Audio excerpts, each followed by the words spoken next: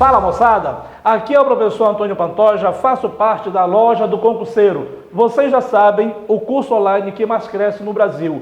Vamos hoje para mais uma dica imbatível. E hoje a nossa dica é, vamos pegar 3 questões do Núcleo de Concursos da Universidade Federal do Paraná e em cima dessas questões nós vamos passar para vocês como pensa a banca, como a banca ela cobra os itens. Importante eu peço para vocês, antes que você diga eu não vou assistir, que você leia o edital. Às vezes o aluno ele vai fazer a sua inscrição, faça logo a sua inscrição, e o aluno às vezes ele não lê o edital. Leia uma parte, leve para casa, leia a segunda parte, mas tome conhecimento do edital. Porque quando nós não lemos o edital, às vezes nós vamos cometendo alguns erros. Exemplo, tá? Importante para nós. Nós temos em história um número de questões significativas. São 10 questões. E daí, Pantoja, que dessas 10 questões, atenção, nós vamos ter 14 itens relacionados, teoricamente, à história do Brasil. É importante você perceber que quando você vai no edital, você tem Brasil Colônia, Brasil Império e Brasil República. São 3 itens. Dentro desses 3 itens, eu vou ter os 14 sub-itens. E aqui nós temos 5 itens específicos sobre a história regional, que é a história do Paraná. E daí, moço? E daí que você lendo o edital, você vai perceber que tem Brasil Colônia e nós vamos ter os chamados sub-itens relacionados ao Paraná. Você vai ter Brasil Império relacionado à história do Paraná. E você vai ter o Brasil República, que aí você vai ter o último subitem sobre a história do Paraná. Por que eu estou falando isso para vocês? Eu peço, por favor, tá? Sigam o meu conselho. Primeiro, estudem história do Brasil. Geralmente, quando nós estudamos, nós queremos logo estudar a história regional. E nos outros concursos que a loja sempre se dedicou, principalmente ao Nordeste, nós pedimos para você, primeiro, estudar a história do Brasil.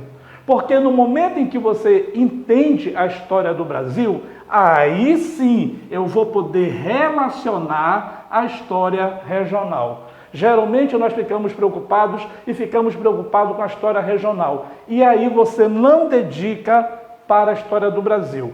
Não sou vidente, mas o maior número de questões vem relacionado à história do Brasil. Isso já aconteceu em outros concursos. Beleza? Dito isso, vamos para o que interessa, ok? A nossa banca, ela não trabalha com textos, ela não trabalha com imagens, elas não são tão importantes assim. Então, você vai ter que ter a atenção para ler o comando, não perder tempo e eliminar as questões. Vamos lá, moçada. A abertura dos portos do Brasil, logo após a vinda de Dom João VI, foi responsável pela entrada no país de uma grande quantidade de mercadorias inglesas, que passaram a dominar o mercado brasileiro. Essa situação foi decorrente. Primeira questão que nós temos que ter cuidado. Vamos lembrar que desde 1807, 1806, já havia dentro da corte portuguesa um desejo, ir para o Brasil. Lembrando que nós tivemos a Conjuração Mineira, que é um movimento muito forte de separação. Nós tivemos um outro movimento mais radical, que foi a Conjuração Baiana. Tanto a Conjuração Mineira quanto a Conjuração Baiana deram indicativos que o Brasil seria independente. Um outro ponto fundamental, as finanças do reino português não iam muito bem. E um outro ponto mais importante, que Portugal já estava há um bom tempo sob o domínio econômico inglês. Quando a família real ela vem para o Brasil, ela vem sob influência inglesa. Quando a família real ela vem para o Brasil, essa família real também vem, por quê? Porque Napoleão estava ameaçando e ele concretiza esta ameaça e invade Portugal. Quando Dom João VI chega ao Brasil, Dom João VI, a primeira coisa, ele não tinha ideia do que era o Brasil. Segunda, ele vai parar na Bahia. E quando ele chega na Bahia, ele vê o volume de riquezas nos portos. E João pergunta, por que tanta riqueza nos portos? Resposta, Napoleão Bonaparte concretizou a sua ameaça e invadiu Portugal. João, ele vai decretar a abertura dos portos. Eu poderia passar mais ou menos meia hora só falando nisso. Se vocês perguntarem para o Pantoja, Pantoja, quando a independência do Brasil ela foi efetiva? Eu vou dizer, a partir da abertura dos portos. A abertura dos portos foi uma medida tão violenta, tão radical. Por quê? Porque você estudou a vida toda que os portugueses chegaram no Brasil. E quando os portugueses chegaram no Brasil, o que é que eles fizeram? Pacto colonial. Se você percebeu, praticamente 300 anos o Brasil ficou preso ao pacto colonial. O que dizia o pacto colonial, moçada? Que o Brasil só poderia vender, que o Brasil só poderia comprar de Portugal. Pior, a proibição do Brasil produzir manufaturas. Isto foi muito grave. Isto impediu que o Brasil pudesse se desenvolver. Quando João ele decreta a abertura dos portos, na verdade ele está afastando, ele está libertando o Brasil de quem? De Portugal. Respirem. Só tem um outro detalhe, que depois da medida da abertura dos portos, nós vamos ter o quê? Nós vamos ter uma outra medida. E qual é? Nós vamos ter um acordo, nós vamos ter um pacto comercial. E este pacto comercial vai beneficiar principalmente a quem? A Inglaterra. Muito bem, eu me afasto um pouquinho, você dá aquele pause, faz a questão e já eu vou te dar a alternativa correta. Mas eu já te dei uma boa dica. Lembrem-se que quando Dom João VI vem para o Brasil, ele não vem com a família real. Você ainda encontra na internet, deleta, aquela frase, né? Aquela afirmação, a vinda da família real. Na verdade, foi mais ou menos 1.500 pessoas, foram quase 44 embarcações. E não é a família real que vem a corte, vem a máquina administrativa. E João, no momento em que ele chega ao Brasil, ele vai ter que se adaptar, ele vai ter que se adequar. Na verdade, a abertura dos portos, ela vai provocar mudanças radicais na economia e na forma de pensar. Muito bem, você já marcou. Vamos voltar de novo? A abertura dos portos do Brasil, logo após a vinda de Dom João VI, foi responsável pela entrada no país de uma grande quantidade de mercadorias inglesas, que passaram a dominar o mercado brasileiro. Essa situação foi decorrente. A pergunta é, como os ingleses passaram a dominar a nossa economia? Atenção, tem uma pegadinha. Na verdade, os ingleses já dominavam Portugal. Se os ingleses dominavam economicamente Portugal, os ingleses já estavam aqui. Quando a corte portuguesa ela vem para o Brasil, ela vem escoltada por navios ingleses. Lembrem que o litoral brasileiro ele vai sofrer uma ameaça constante do ataque de Napoleão. Então, os ingleses vão cobrar essa proteção. Muito bem. Alternativa A.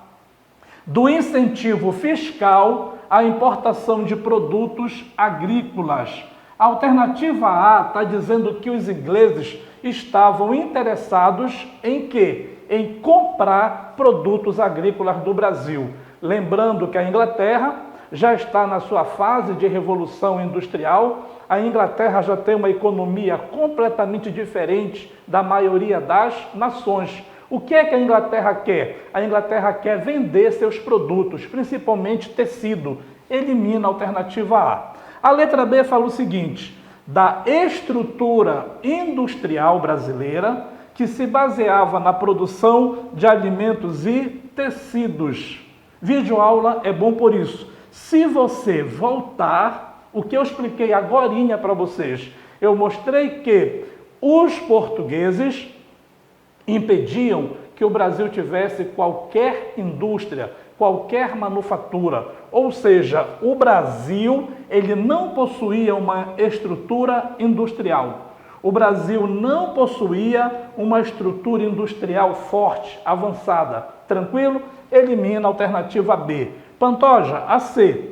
Da construção de uma rede ferroviária que facilitou a distribuição dos produtos ingleses no mercado brasileiro.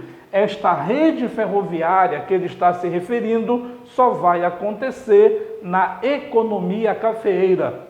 Será a partir da economia cafeeira que nós vamos ter a implantação, a introdução de uma malha ferroviária. Olhem, como eu disse, a história do Brasil para a história regional. Você vai estudar comigo, já deve ter lido a questão do tropeirismo. E o tropeirismo ele vai sobrevivendo até o século XIX. Por que até o século XIX? É quando nós vamos ter a criação de rodovias, mas principalmente de ferrovias. Ferrovia também está relacionada com o quê? Com a guerra do contestado. Moço, fica a dica. Primeiro Brasil, depois história regional. Alternativa D, do desenvolvimento urbano que acarretou no aumento de demanda de produtos sofisticados. O Brasil já era urbanizado? Não. A urbanização do Brasil, ela vai acontecer em que momento, Pantoja? Ela vai acontecer de novo, a partir da segunda metade do século XIX, segundo reinado, mas aonde ele vai ganhar velocidade? Será na chamada República. Então, nós já eliminamos a alternativa A, B, C e D. Restou qual? Alternativa E ou E.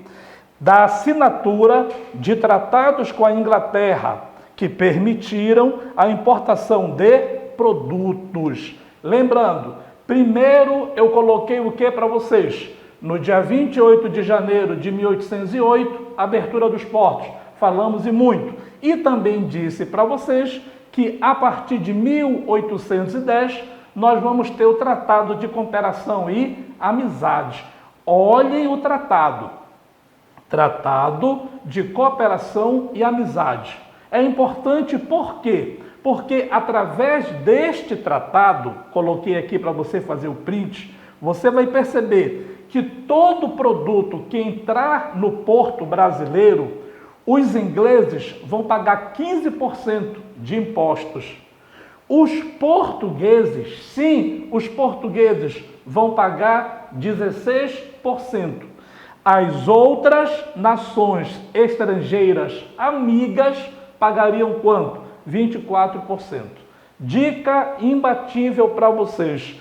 Geralmente, quando você lê no edital vinda da família real para o Brasil, está diretamente relacionado o quê? A abertura dos portos, a essa aproximação maior com a Inglaterra. Só para você ter uma ideia, o Brasil ele se aproxima da Inglaterra de tal maneira que só após a Primeira Grande Guerra Mundial, só após a Segunda Grande Guerra Mundial, que o Brasil vai se aproximar de uma outra potência, que são os Estados Unidos da América.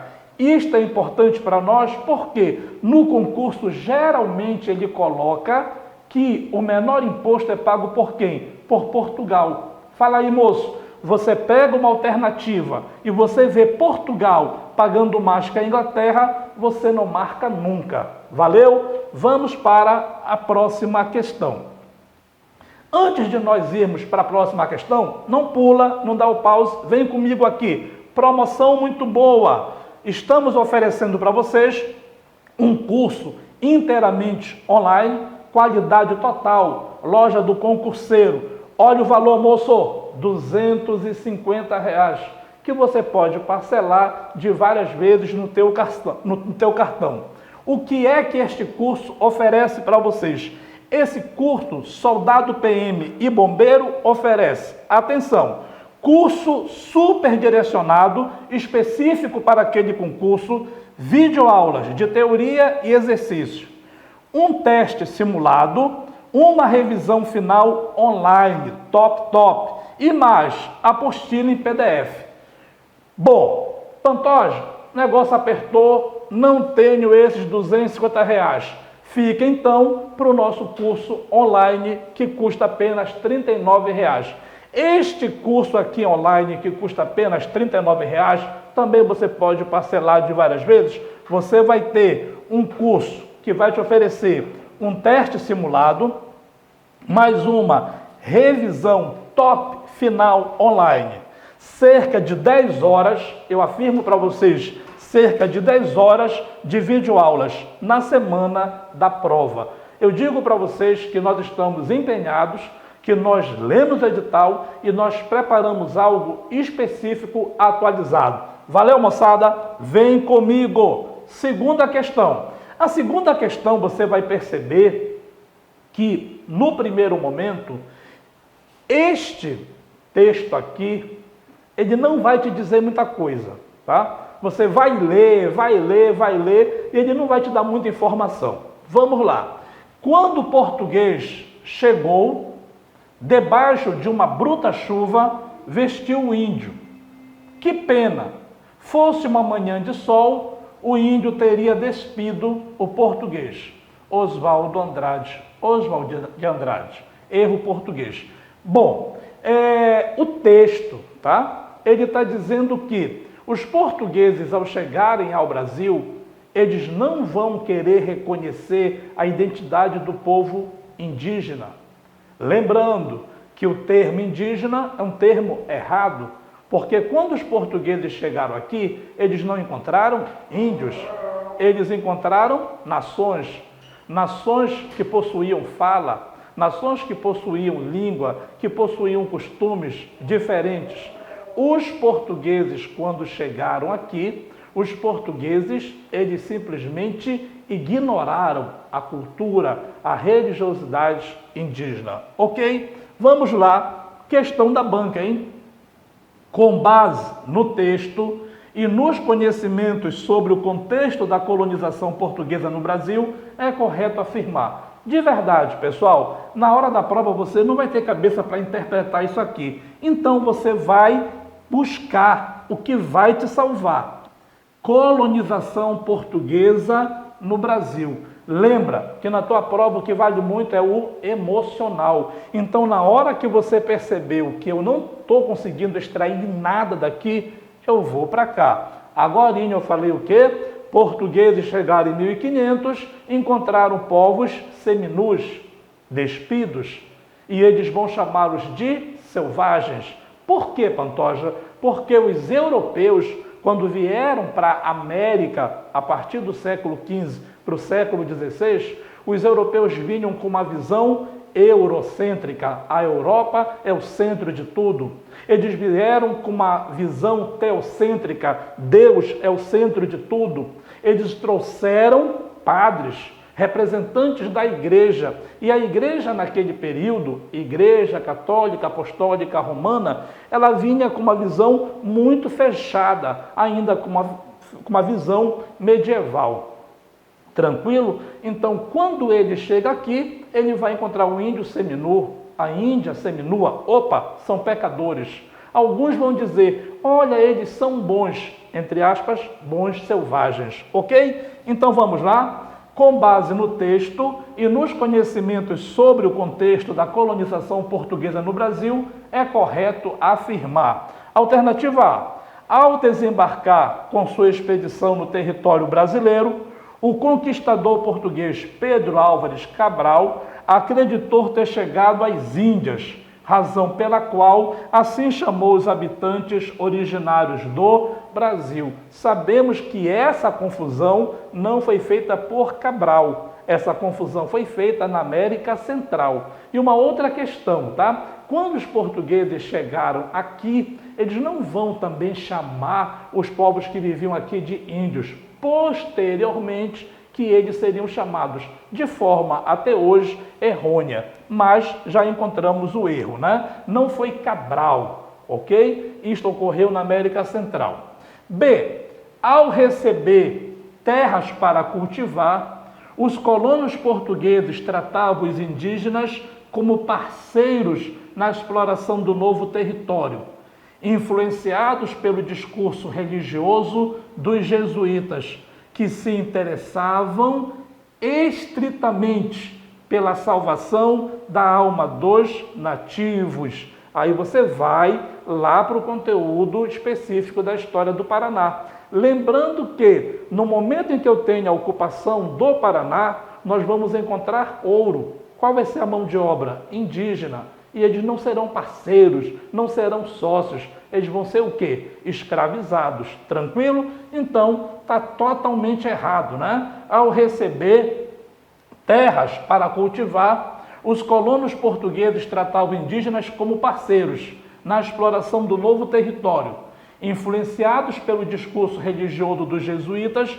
que se interessavam estritamente pela salvação das almas. Ei, Pantoja, mas deixa eu te dizer uma coisa, no período pré-colonial, beleza, no período pré-colonial, os portugueses vieram e vão fazer o quê? O escambo do pau-brasil. Disse para você e repito, olha o edital. O edital não está falando pré-colonial. No edital está falando o quê? Brasil Colônia. Se é Brasil Colônia, moço, 1530.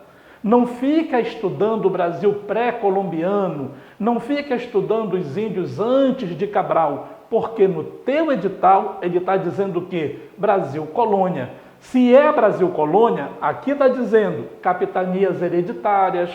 No momento em que eu vou implantar as capitanias, a primeira mão de obra foi qual? Indígena. Só depois que você vai ter a mão de obra escrava africana, ok? Alternativa C. Na chegada dos portugueses e durante o processo de colonização, as várias tribos existentes no Brasil aceitavam sem qualquer resistência as mudanças impostas pelos conquistadores e pelos jesuítas, inclusive a adoção de novas vestimentas do cristianismo. Vamos encontrar pelo menos dois erros aqui. Na chegada dos portugueses e durante o processo de colonização, as várias tribos existentes no Brasil aceitaram sem qualquer resistência os povos que aqui viviam, que nós chamamos de nações, Tupinambá, Aimoré, Tupiniquim, Tabajaras, Marajoaras, todos esses povos resistiram à escravidão. Resistiram das mais variadas formas.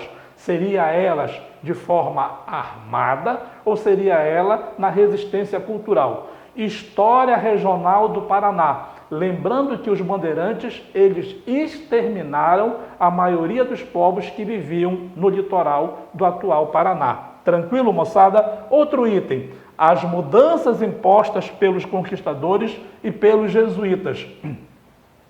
Inclusive, a adoção de vestimentas.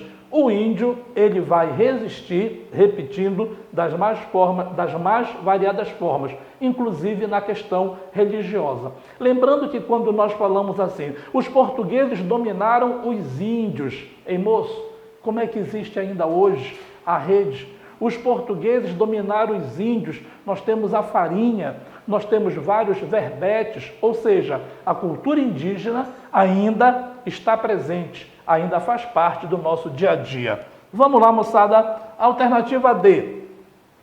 No início da ocupação portuguesa do Brasil, o índio foi fundamental para a extração do pau-brasil, estabelecendo-se assim como um contato que propiciou a expansão de doenças comuns no continente europeu e que para os nativos da América geralmente eram fatais. Atenção! No início da ocupação. Lembrando que o início da ocupação se deu quando? A partir de 1530.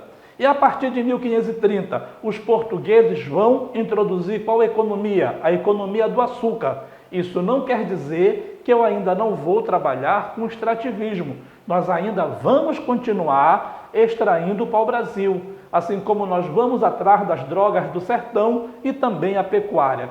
Existe um conteúdo que você vai ler Brasil Colônia, e quando você lê Brasil Colônia, tem um conteúdo que é muito grande, que é a sociedade açucareira e a sociedade da mineração. Isto é um conteúdo imenso, moçada. Vamos lá, alternativa E.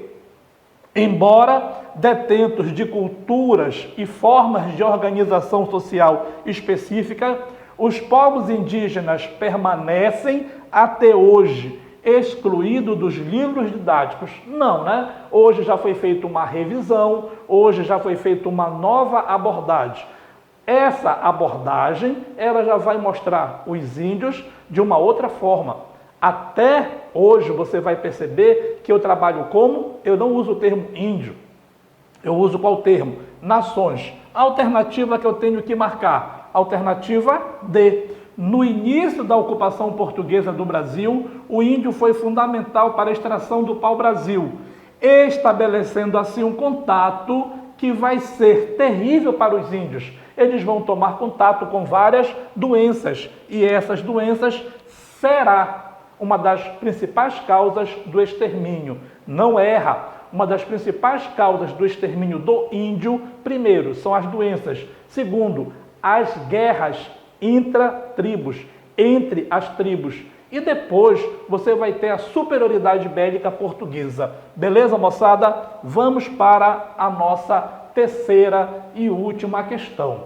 Você já percebeu que nessa dica de hoje eu estou mostrando que uma questão de Brasil Colônia, ela vai exigir muito mais do que aquele conhecimento básico. E ela é fundamental, ela é importante para você entender o Brasil hoje. Como, Pantoja? Lembrando, quando os portugueses colonizaram o Brasil, eles vão introduzir o sistema de capitanias hereditárias. Beleza.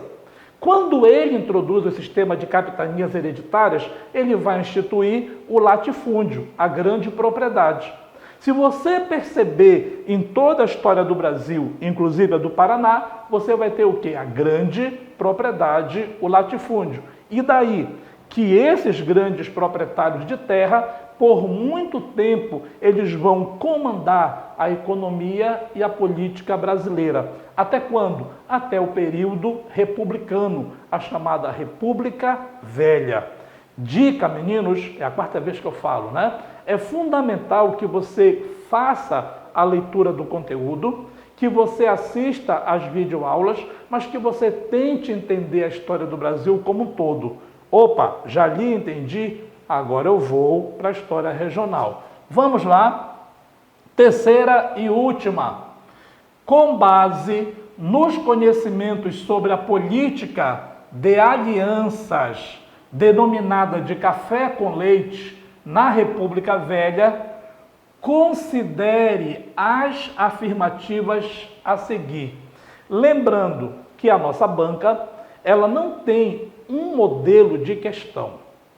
A nossa banca, ela trabalha com várias formas de cobrar, de analisar. Então você tem que estar muito preocupado e diversificar ao máximo a forma de como você é avaliado. Por exemplo, no momento em que eu vou ler, eu tenho que ter cuidado, porque eu já vi algumas questões incorretas e nós fomos treinados para marcar a alternativa correta. Tranquilo? Nós temos esse modelo aqui, que é o modelo que você vai ter que ler o item 1, item 2, item 3, item 4, e aí você vai logo eliminando e depois tem que ver qual deles se adequa à alternativa que eu vou marcar. Tranquilo? Então vamos ver aqui. Item 1. O êxito ou sucesso das alianças baseadas no esquema político conhecido por café com leite foi assegurado pela autonomia existente na época dos parlamentares do Congresso, em relação ao governo federal e estadual.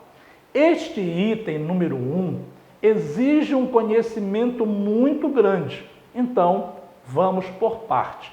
Eu disse para vocês que quando a banca ela coloca item 1, item 2, item 3, ela torna a questão bastante complicada, porque o único item, você vai ver agora, vai exigir de você qual análise? Atenção! A partir de 1889, o Brasil passou a ser república. Ponto. A questão é que, no momento em que a república ela estava sendo implantada, muitos fazendeiros, que eram fazendeiros que beijavam a mão de Dom Pedro, eram fazendeiros que eram monarquistas, meu Deus, e no momento que viram a monarquia ruindo, eles se tornaram os chamados republicanos de última hora. Anota isso, faz uma leitura. Quando a república ela vai ser implantada, você tinha duas ideias que eram ideias muito diferentes. A primeira, que era uma ideia chamada jacobina, a ideia da república sendo um modelo francês de liberdade, igualdade, fraternidade. A segunda, pode voltar. A segunda é a ideia norte-americana, do federalismo norte-americano, da independência entre os estados. Quando a nossa república ela foi implantada, tem duas ideias muito fortes. Uma delas é o jacobinismo, influenciado pela Revolução Francesa, e a segunda é a ideia do federalismo, da independência entre os estados. Importante para nós, no momento que a república ela foi implantada, a nossa Constituição, que é a Constituição de 1891, é bom você fazer uma leitura dela, rapidola. Esta Constituição de 1891, ela estabelece que agora você vai ter o federalismo, vai ter a criação dos estados, mas ela tem qual problema? Primeiro problema, o voto ele é aberto. Se o voto ele é aberto, eu tenho como controlar quem vota em quem. Um outro problema, naquele período não havia o Tribunal Regional Eleitoral, será criado por Vargas. O Tribunal Regional Eleitoral deu uma independência na apuração das eleições. E naquele período, quem apurava as eleições era o prefeito, era o governador. E lembrando que naquele período pouquíssimas pessoas votavam, porque o voto, ele era o voto exclusivo para homens acima de 21 anos alfabetizados. Olhem o item 1. O que aconteceu? Você vai ter o chamado voto do cabresto. E nesse voto do cabresto, o grande proprietário de terra, falei dos fazendeiros, capitanias hereditárias, esses homens mandavam na sua região, mandavam naquele local. E daí, Pantoja, que ele vai dizer, vota no governador. Então, o governador eleito, ele deve obediência ao coronel. A questão está errada porque, atenção, foi assegurado pela autonomia. Não existe autonomia. O governador, ele está preso a quem? Está preso ao coronel, porque ele o elegeu. Presidente da República estava preso ao coronel, porque ele o elegeu. Beleza? Quando é que isso vai se tornar menor? Getúlio Vargas.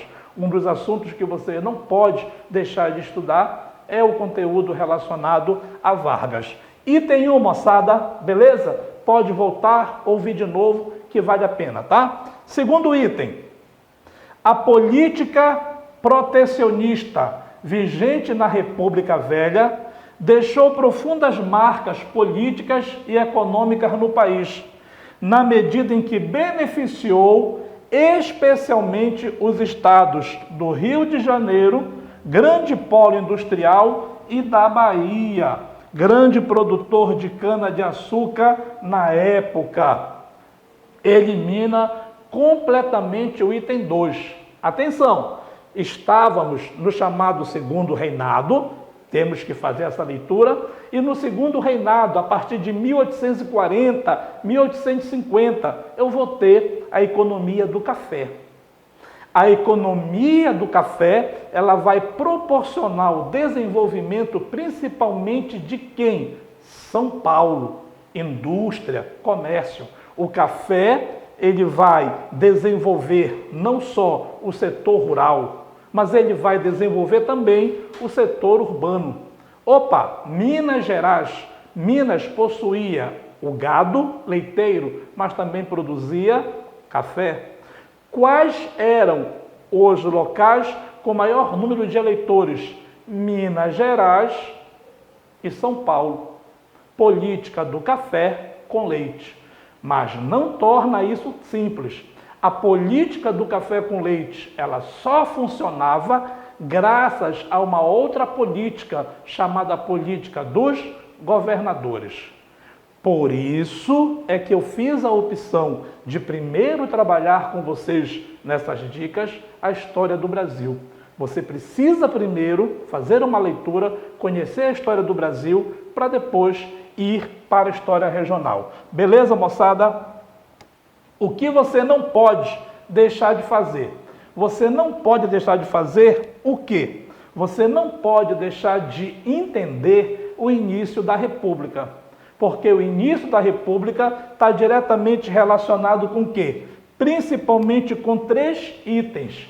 Item número 1, voto do cabresto, faz a leitura. O item 2, poder das oligarquias. Isso tem a ver com o coronelismo e a questão da política dos governadores. Se você entender isso, vai facilitar lá na frente você entender a guerra do contestado. Ok? Item número 3, moçada. Atenção, antes de ir para o item número 3, eu encontrei uma charge bastante batida, pode fazer o print aí, e que se você pegar essa charge, ela está em pelo menos 30 a 40 questões, inclusive numa das questões da banca, ok? Aqui você tem, ó, presidência da República, e o que eu coloquei para você? Você vai ter justamente aqui a questão São Paulo, e aqui você vai ter Minas Gerais.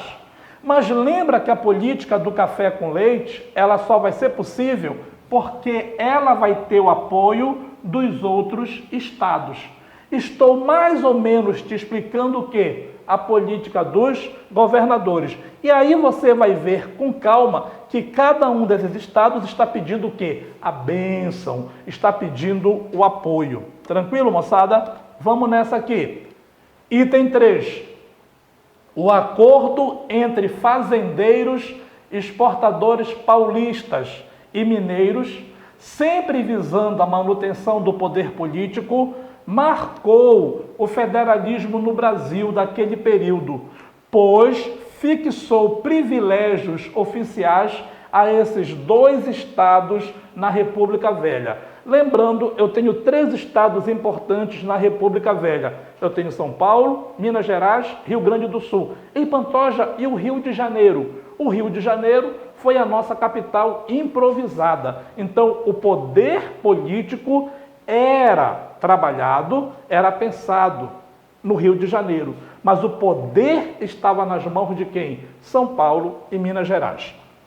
Item 3, ok. Item 4. A chamada política do café com leite consistia no acordo entre o estado de São Paulo, polo cafeeiro, e o de Minas Gerais, detentor do maior eleitorado, estabelecendo uma alternância dos candidatos desses estados na disputa da presidência da República. Tanto o item 3 quanto o item 4 está correto. Agora, o que eu peço para vocês? Vocês não podem simplificar isso.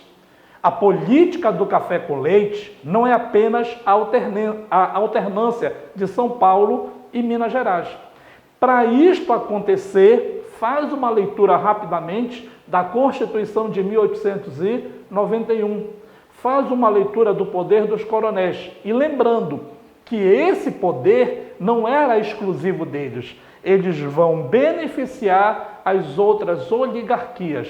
Quem é que vai romper com isso? Quem rompe com isso é Getúlio Vargas a partir de 1930. A partir de 1930, Vargas ele vai centralizar, Vargas vai unificar o poder e Vargas vai enfraquecer o poder dos estados. Vargas era contra o federalismo. Tranquilo, moçada? Alternativa B. Eu digo para vocês o seguinte, tá? Que nós estamos aqui justamente para mostrar para vocês que a história do Brasil, ele é o ponto de partida. E a nossa dica imbatível de hoje foi justamente mostrar que eu sempre tenho que fazer essa análise. Brasil Colônia, o que tem a ver com a história do Paraná. Brasil República, o que tem a ver com a história do Paraná. E um outro item que eu coloquei para vocês. Lembrando, você não pode estudar o conteúdo por item. Você tem que chegar em determinado momento e entender toda a história do Brasil. Isto fica muito bom. Tranquilo, moçada? Agora, olha só esta nossa promoção. A promoção é, nós temos um curso que já está com preço hiper atrativo, R$ 250. R$ 250 é o valor do nosso curso completo. Nós temos a nossa promoção Fica em Casa. Você vai colar o código Fica em Casa e você vai ter mais 30%. Como é, Pantoja? O valor do curso não era 250? Era. Se você colar o código, você vai ter um abatimento de quanto? De mais 30%. Fique em casa, é um momento que você vai ter que estudar online e nós estamos fazendo esta promoção para quê? Para você ser motivado. Muito bem, moçada, valeu, mais uma vez, muito obrigado, faz a tua crítica, faz o teu elogio, fique conosco, até mais.